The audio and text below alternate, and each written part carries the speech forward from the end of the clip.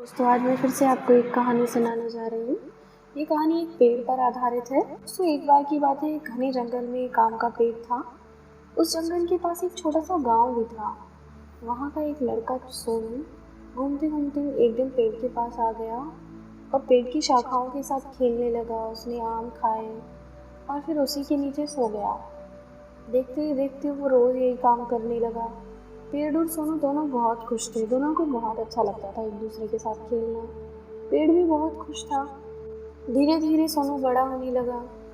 सोनू ने फिर पेड़ के पास आना थोड़ा कम कर दिया। पेड़ उसकी राह देखता लेकिन सोनू आता ही नहीं।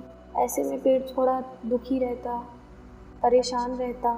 एक समय ऐसा आया कि सोनू ने बिल्कुल आना बंद कर दिया। पेड़ बहुत दुखी हुआ, उसकी राह देखता रहा लेकिन सोनू नहीं आया। कुछ समय बीतने के बाद एक दिन जब सोनू बड़ा हो गया और पेड़ की तरफ आ रहा था तो पेड़ उसे देखकर बहुत खुश हुआ और बोला, आओ सोनू, मेरे साथ खेलो, आम खाओ, मेरी टहनियों के साथ खेलो, मेरी शाखाओं के साथ खेलो।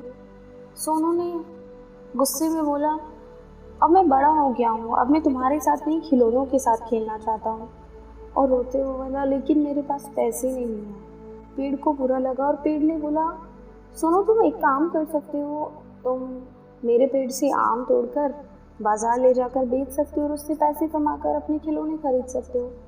सोनू एकदम से खुश हो गया और उसने बहुत सारे आम तोड़े और अपनी टोकरी में भरकर बाजार में बेचने ले गया। उसने आम बेच लिए और उनसे अपने खिलौने खरीद लिए।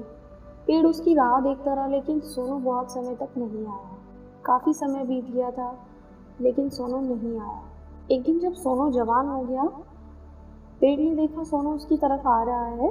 पेड़ फिर से बहुत खुश हुआ और सोनू के पास आते ही बोला, आओ सोनू, मेरे साथ खेलो, फल खाओ।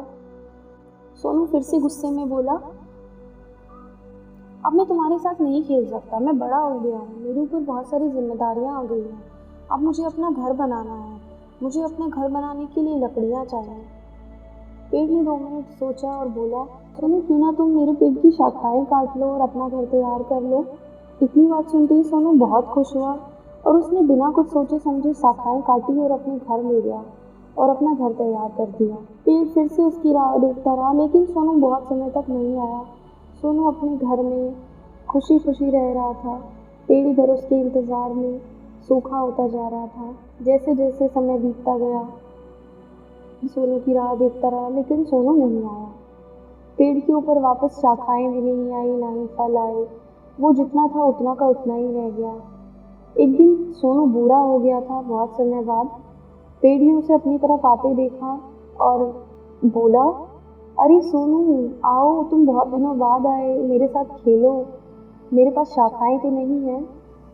तो बूढ़ा सोनू बोला, अब मैं तुम्हारे साथ नहीं खेल सकता, मैं बूढ़ा हो गया हूँ, लेकिन मुझे अभी एक नाव की ज़रूरत है। मुझे ये नदी पार करके उस तरफ जाना है और अपना कुछ सामान वापस लेकर आना है। उसके लिए मुझे नाव की ज़रूरत है, लेकिन मैं नाव नहीं बना सकता क्योंकि ना तो मेरे पास लकड़ी है और ना ही इतना पैसा है।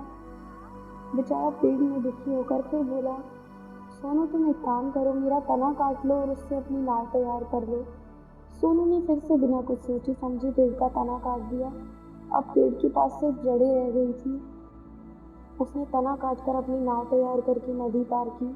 खुशी खुशी फिर से अपना जीवन व्यतीत करने लगा। अब पेड़ के पास कुछ भी नहीं बचा था, सिर्फ उसकी जड़ों के अलावा। पेड़ बहुत दुखी था, बहुत रोता था। सोनू लेकिन उसके पास नहीं आया। एक दिन जब सोनू बिल्कुल बूढ़ा हो गया था, पेड़ ने फिर उसे अपनी तरफ आते देखा। सोनू पेड़ के पास आ गया तो पेड़ रोने लगा और बोला, सोनू, अब तो मेरे पास कुछ भी नहीं है, ना फल है, ना शाखाएं हैं। तो सोनू बोला, अब तो मेरे दांत भी नहीं हैं, मैं कैसे फल खाऊंगा? अब मेरे हाथ पैर भी इतना काम नहीं करते, मैं कैसे आपकी शाखाओं से खेलूंगा? पेड़ बोला, अब मेरे पास तना भी नहीं है, अगर मैं तुम्हें लकड़ियाँ काट कर दे सकूं, मेरे पास कुछ भी नहीं है इन जड़ों के अलावा। सोनू बोला, अब मैं कुछ भी नहीं कर सकता, अब तो मेरी कमर भी बहुत दर्द करती है और मुझे बैठने के लिए सिर्फ एक जगह चाहिए। पेड़ खुश हो गया और बोला, हाँ सोनू, तुम आ सकते हो, तुम बैठ सकते हो, आओ बैठो। बैठने के लिए मेरे पास बहुत जगह है, इसमें तुम्हें बहुत आराम भी मिलेगा। धीरे धीरे चल के पेड़ के पास गया और उसकी जड़ों पर बैठ गया। पेड़ फिर से बहुत खुश हो गया। दोस्तों, पेड़ हमारे लिए, पौधे हमारे लिए कितना कुछ करते हैं। हमें फल देते हैं, हमें लकड़ियाँ देते हैं, हमें तना देते हैं, और हम उनके लिए क्या करते हैं? वो पूरा जीवन हमें देते ही रहते हैं, हमसे कुछ मांगते नहीं, कुछ लेते नहीं हैं। हमें सिर्फ इतना करना चाहिए दोस्तों, भले ही हम कोई पेड़ ना लगा सकें, लेकिन जो पेड़ लगे हुए हैं कम से कम हमें उन्हें नहीं काटना चाहिए। दुनिया में इंसान इतना लालची, लोभी हो गया है कि वो सिर्फ अपना फ़ायदा देखता है, उसे किसी और का दर्द दिखाई नहीं देता। वो सिर्फ अपने भले के लिए, अपने अच्छे के लिए, अपने अपनों के अच्छे के लिए हमेशा पेड़ काट देता है, पौधे उखाड़ देता है, कुछ भी करता है। तो हमें हमेशा पेड़ों को काटना नहीं चाहिए।